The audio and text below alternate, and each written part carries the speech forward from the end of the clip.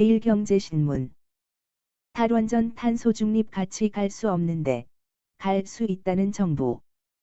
본 기사의 내용은 매일경제신문에 기재한 키이스트 최성민 교수님의 기사 내용입니다. 솔로몬 스토어의 신현기입니다. 본 내용이 좋다고 생각되시면 구독과 좋아요 눌러주시면 저에게 많은 격려와 힘이 되어 좀 더 좋은 내용으로 보답하겠습니다. 탈원전 탄소 중립 같이 갈 수 없는데 갈 수 있다는 정부.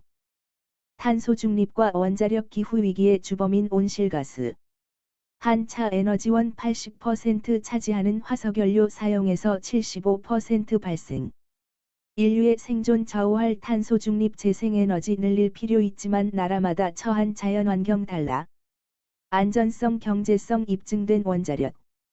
이산화탄소도 거의 배출 안 해 기후위기 상황서 중요성 부각. 세계 최고 원전 기술 가진 한국.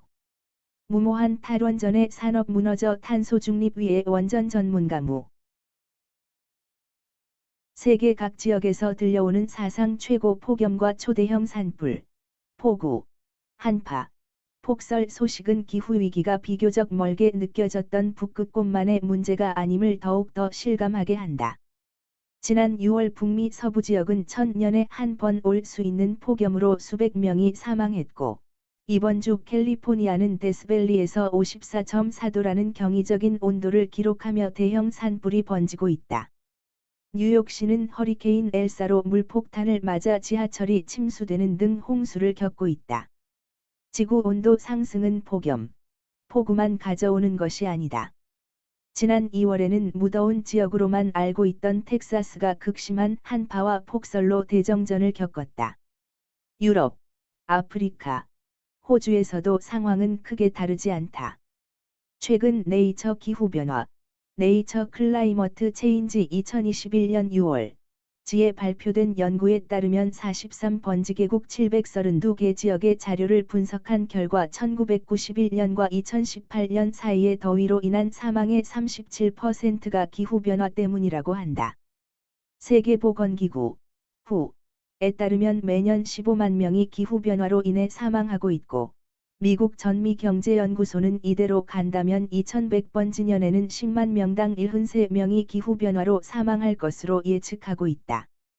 이는 현재의 78억 명 인구를 기준으로 봐도 매년 570만 명이 기후변화로 사망한다는 뜻이다. 우리 삶을 크게 바꾼 코로나19로 인해 지난 1년 반 동안 발생한 전 세계 사망자 405만 명보다 훨씬 큰 인명피해다. 대책이 시급하다. 모두가 알고 있듯이 기후위기는 화석연료 사용으로 발생한 이산화탄소 등 온실가스 배출의 급격한 증가 때문이다. 현재 전 세계적으로 약 500억 톤의 온실가스를 배출하고 있으며, 이 중 약 75%가 화석연료 사용으로 발생하고 있다.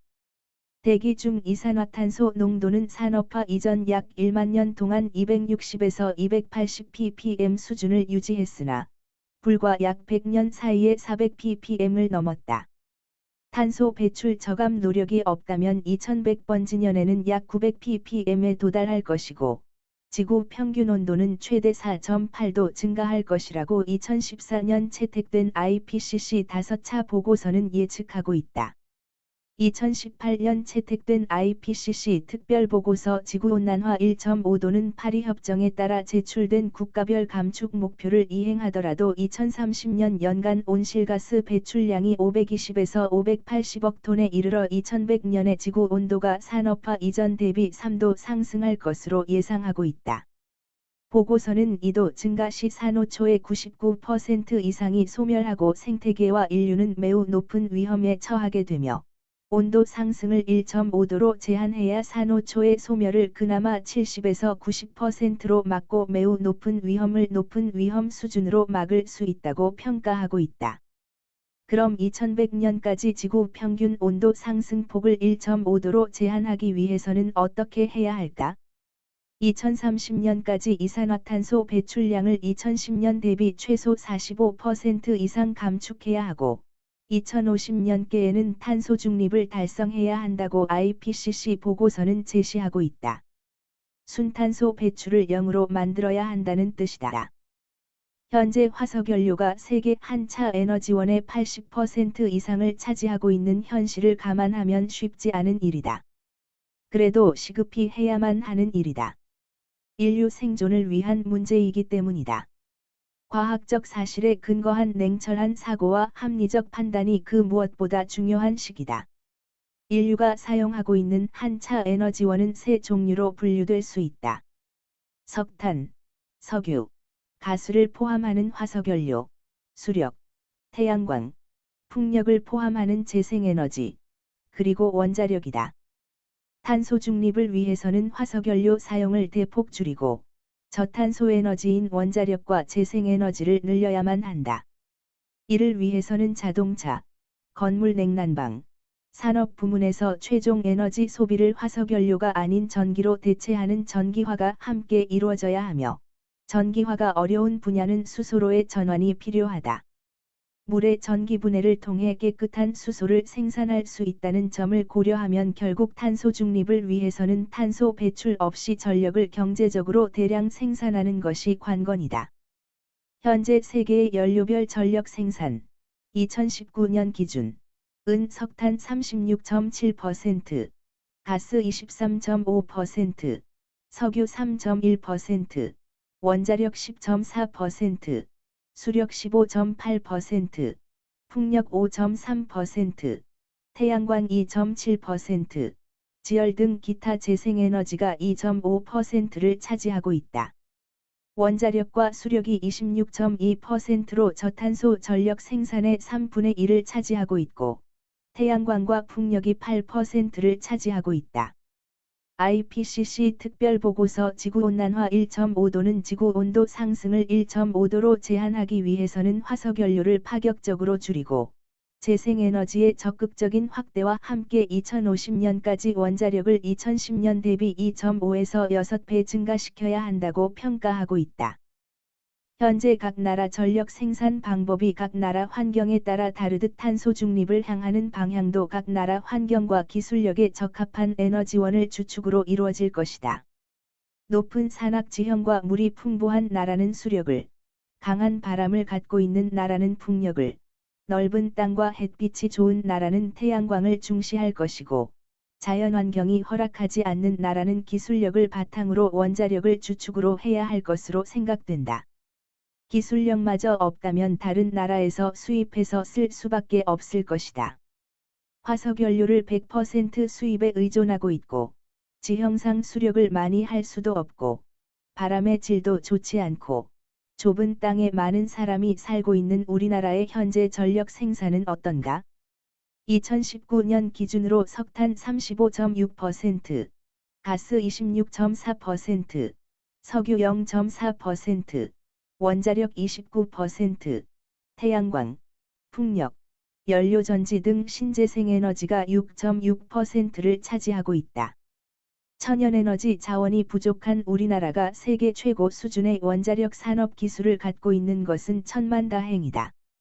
원자력은 지금까지의 눈부신 경제 발전과 국민 에너지 복지에 기여한 것은 물론, 기후위기 극복을 위해 저탄소 에너지의 중요성이 그 어느 때보다 중요한 시기에 우리나라에 새로운 도약 기회를 제공하고 있다.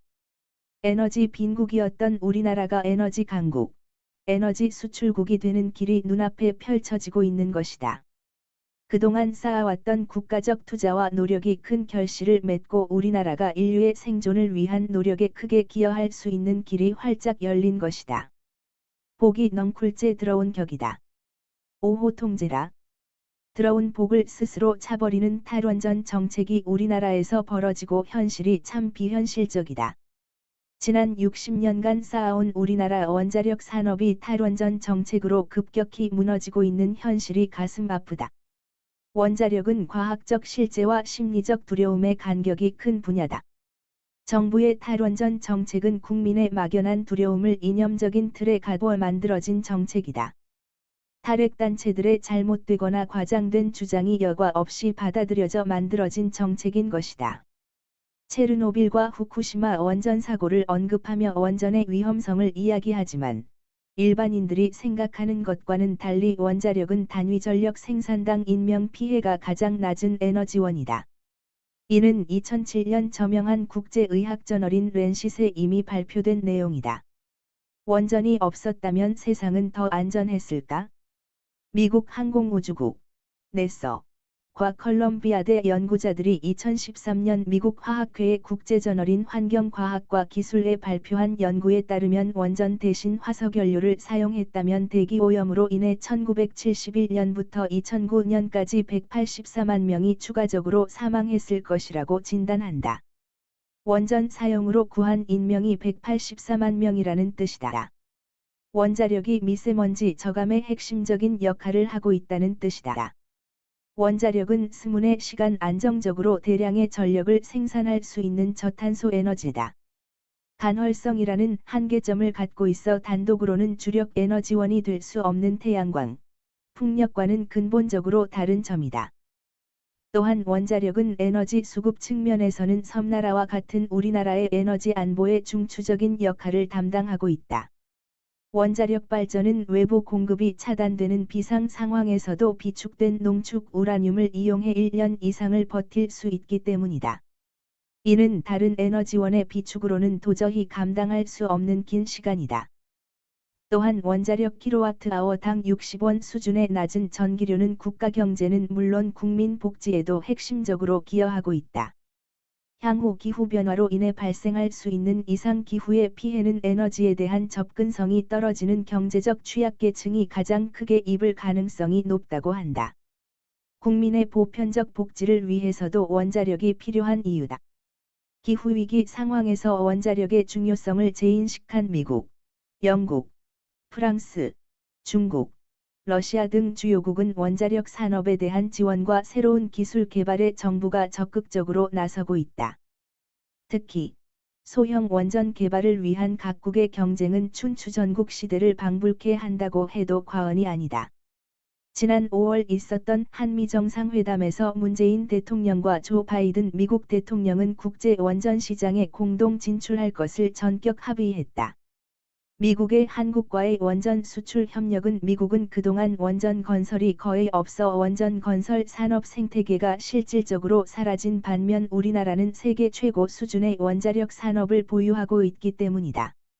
이제는 정부도 원자력의 국제적 상황을 어느 정도 제대로 인식하게 되지 않았을까 생각해보는 것은 원자력 분야에 종사하는 사람의 과욕일까? 정부가 탄소중립위원회를 새롭게 출범했다. 하지만 그 위원 구성의 면면을 보면 참 안타깝기 그지없다. 탈원전 운동에 매진해왔던 분이 공동위원장으로 선임됐고 원자력 전문가는 단 한 명도 포함돼 있지 않다. 그러니 탄소중립 정책 방향에 대해 무엇을 특별히 기대하기 어렵다. 모자라는 전기는 중국과 러시아에서 수입하는 것을 고려하고 있다니 논의되고 있는 내용을 굳이 여기서 다시 반복할 필요도 없어 보인다. 위기는 새로운 기회를 제공한다고 한다. 하지만 그 기회는 저절로 오는 것이 아니다. 냉철한 과학적 근거를 바탕으로 한 합리적인 판단과 이를 실행하는 적극적인 노력이 필요하다. 전 지구적 기후위기 상황에서 에너지 빈국이었던 우리나라가 에너지 강국, 에너지 수출국으로 도약할 수 있는 길이 눈앞에 펼쳐지고 있다. 우리의 미래 세대가 전 인류에 크게 공헌할 수 있는 기회가 열리고 있는 것이다. 머리로 개는 에너지 원자력 기술을 보유하고 있기 때문이다. 정부는 더 늦기 전에 국가를 위한, 미래 세대를 위한 길이 무엇인지 다시 한번 생각해 보길 바란다. 그리고 그 첫걸음은 신한울 3, 4호기 건설 재개가 되길 바란다. 무너지고 있는 우리나라 원전 산업을 일으키기 위해 가장 시급한 일이기 때문이다. 사진은 최성민 키이스트 원자력 양자공학과 교수입니다. 본 내용이 좋다고 생각되시면 구독과 좋아요 눌러주시면 저에게 많은 격려와 힘이 되어 좀 더 좋은 내용으로 보답하겠습니다. 감사합니다. 솔로몬 스토어의 신현기입니다.